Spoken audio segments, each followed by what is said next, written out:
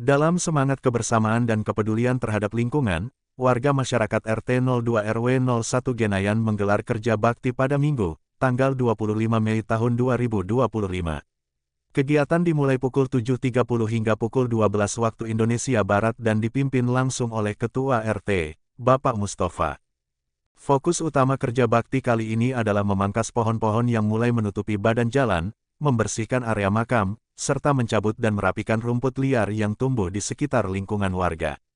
Kegiatan ini merupakan bentuk kepedulian bersama untuk menciptakan lingkungan yang bersih, aman, dan nyaman bagi seluruh warga. Dalam keterangannya, Bapak Mustafa menyampaikan bahwa kerja bakti ini sangat penting untuk menjaga akses jalan tetap lancar dan aman, serta memastikan area makam tetap terawat sebagai bentuk penghormatan kepada para leluhur. Selain untuk kebersihan, kerja bakti ini juga menjadi ajang mempererat hubungan sosial antar warga, ujarnya.